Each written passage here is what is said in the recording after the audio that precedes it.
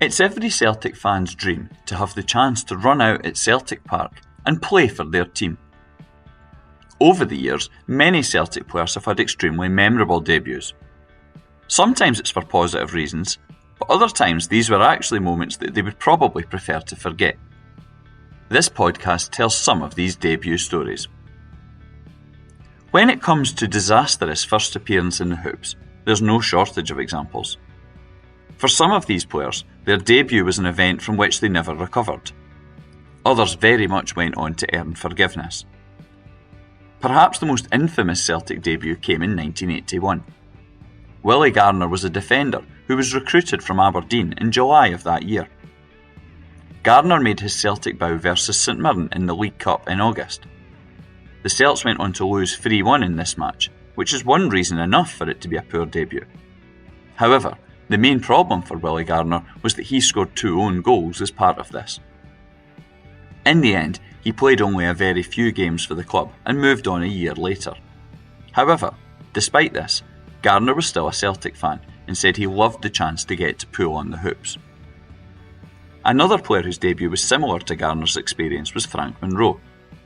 In 1977, the Dundonian defender arrived from Wolves as one of Jock Stein's final signings. Like Garner, his debut also came versus St Mirren at Celtic Park. This time, however, it was a league game in October 1977, and once more the Celts fell to defeat. And unfortunately, once again, it was an own goal that did it. Monroe scored the first in this game and helped stop Celtic claiming any points. Eventually, it was future Celt Billy Stark who made it 2-1 to the Paisley men, which was the final score. Certainly a day to forget for Monroe, although at least he only scored 1 own goal. One of Celtic's most celebrated sons was Bertie Auld. However, his record in debut matches left something to be desired, both at Celtic and elsewhere. Auld's first Celtic debut was in October 1957. This involved a trip to Ibrox for a charity cup game, with Celtic losing 1-0 to Rangers. Bertie left Parkhead and returned in 1965, and his second Celtic debut was in fact a 2-1 defeat to Hearts. However, his most notable introduction came not in Celtic's green, but the dark blue of Scotland. In 1959, he made 3 appearances for Scotland, the only times he played for the national team. In his first match, the Scots beat the Netherlands 2-1. However, at the end of the 90 minutes, Bertie was sent off for retaliation, and this makes him the first ever player to be sent off for Scotland. This experience of losing debut matches extended to other Lisbon Lions too. Jimmy Johnston's Celtic bow came in 1963 in a league match at Rugby Park. Unfortunately for Jinky, his team lost 6-0 to Kilmarnock, a sign of Celtic's troubled times in those days. Still, at least there were better days lying ahead for him. One of the more unusual and unfortunate debuts involved Willie Goldie in 1960. A goalkeeper, Goldie had travelled to watch Celtic play in Airdrie in October 1960. Although he was a Celtic player, Goldie was not in fact playing and had gone with fans. Celtic chairman Bob Kelly, who in those days effectively picked the team, was impressed at his dedication and asked him to play. Unfortunately for Goldie, this wasn't a great day for the Celts. They lost 2-0 and many people blamed him for the Airdrie goals. This ended up being his only first team match for the Celts. In more recent times, other players have suffered terrible first games, and sometimes it's more than one player that does this. In 2006, Roy Keane moved to Celtic Park. Keane was renowned as one of the best midfielders in Europe, having dominated with Manchester United for many years. His first game was surely a simple matter for Celtic, an away tie versus Clyde in the Scottish Cup. Also making his first appearance for the boys that day was Chinese defender Du Wei. Despite expectations of a comfortable win, it proved to be the exact opposite. Celtic lost 2-1 to the lower league bully Wee, and they exited the Scottish Cup, suffering a hugely embarrassing result. Keane at least was given the chance to again play for the boys. However, this proved to be the one and only Celtic memory for the Chinese internationalist. It's not just players that have had Celtic terrible baptisms, some managers have suffered this too. In 2005, Gordon Strachan was appointed as Celtic boss. He was replacing the hugely popular Martin O'Neill, who was especially renowned for European achievement. Strachan had a lot to live up to, and instead his first competitive match was a crushing 5-0 loss to Artmedia Bratislava. Despite a second leg fightback, Celtic still exited the Champions League at the qualifying stage. Strachan though did go on to improve in future and twice took the boys to the last 16 of the Champions League. Brendan Rodgers is another man whose success at Celtic is significant, not least delivering an Invincibles domestic season in 2016-17. However, that campaign started with a shocking loss. Playing in another Champions League qualifier, Celtic faced Gibraltar side Lincoln Red Imps, a team which included a taxi driver and fireman. Despite this, the boys fell to a 1-0 defeat, dubbed the Shock of Gibraltar by some. At least the Celts overturned this in the second leg with a 3-0 victory. Bad debuts can sometimes prove fatal to a player's hope of long-term Celtic success. However, one man who certainly disproves this idea is one of the finest players in the club's history. Henrik Larsson arrived at Celtic in 1997. Although he had a reasonable reputation, fans were unsure what to expect and had been used to a series of foreign signings that lacked impact. After his first game, hopes were not raised. Celtic went to Easter Road for a league game in August 1997. Late in the match, with the scores tied at 1-1, Larsson had the ball and gave it straight to Hibs' Chick Charnley. His shot from distance made it 2-1 and gave the Edinburgh side the points. Things didn't even get better later that month. Larsson scored an own goal against Celtic during a European tie with Tirol Innsbruck. Still, the boys won that game 6-3 and also went on to win the title. And of course, Henrik's amazing contribution to Celtic meant that all was very much forgiven by fans. Just as many Celtic figures have had debuts to forget, other boys can look back with great fondness on their first time as a Celt. There's been numerous entrances that have seen the player becoming an instant hero to the fans. Arguably the most obvious of these was not just the debut for one player, but in fact the entire team and club. Celtic's first ever match took place in May 1888 against the side that would become their greatest rivals, Rangers.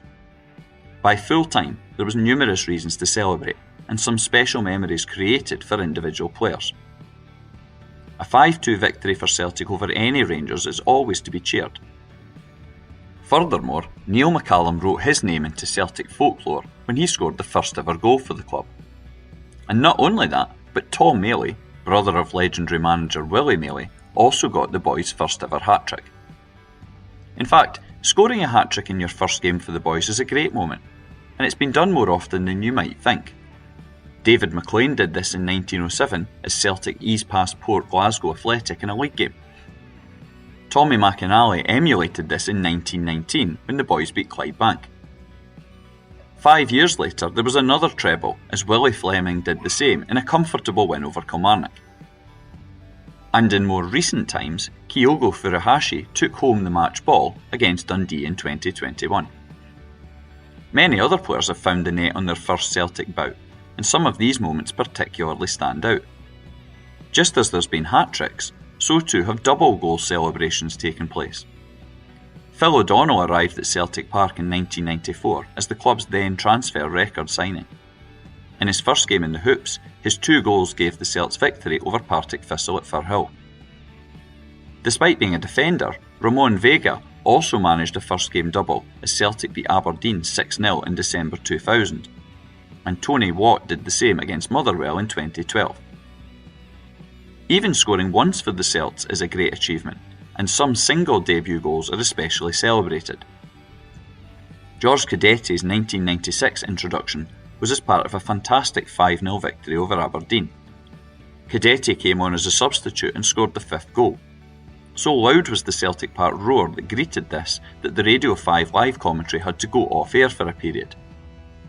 And whilst Cadetti scored his first goal within 2 minutes of coming on, one Celt took even less time to add his name to the boys' score sheet. Barry Robson signed for the Hoops in 2008. He went on to play a crucial role in that season's remarkable league comeback, which culminated in last day celebrations at Tannadice. His first game was a league match at Pittodrie in February 2008.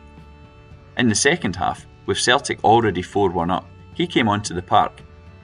Celtic were awarded a free kick at the edge of the Aberdeen box just after this.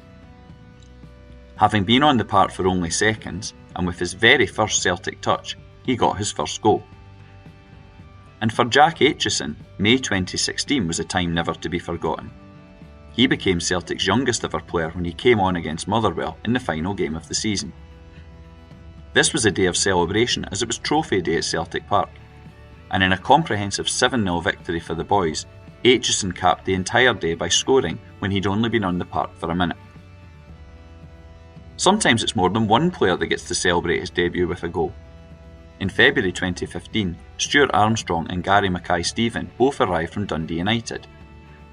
They each made their Celtic bow in an away game versus Partick Thistle. Mackay-Steven scored after only 43 seconds, and Armstrong later got 1-2 in a 3-0 victory. It's also not just outfield players that can have memorable debuts, so too can goalkeepers. Bernard McCready played only one match for Celtic, which was a 1-0 victory over Aberdeen in 1957. This gives him a fairly unique claim to fame, as surely the only keeper to play competitively for Celtic and not concede a goal. Stuart Kerr also had a Celtic baptism to remember. In October 1996, he replaced the red-carded David Marshall as the boys struggled against Motherwell. In the end, Kerr kept a clean sheet, and the boys scored an injury-time winner to seal victory. Scott Bain may have conceded on his Celtic debut, but he did help the Celts to a memorable victory at Ibrox. He was part of a renowned fixture in March 2018, when 10-man Celtic won 3-2 thanks to an odds-on Edouard goal. So momentous in fact was this game and goal that Rangers then decided to reduce Celtic's supporter allegation. Debuts can often be misleading. Some players perform well before going on to ultimately disappear. Others start poorly and eventually become huge successes, the case of Henrik Larsson being the prime example. Still, whether the debut goes well or not, and even if it's the only appearance a player ever makes in the hoops, most fans would love to just be able to say they once played for their team. Although, if that didn't involve own goals or red cards, that would be so much the better. If you want to learn more about Celtic history, follow Hail Hail History on Twitter, X and Blue Sky. You can also take part in free Celtic history walks. Visit celticwalkingtours.wordpress.com for more information.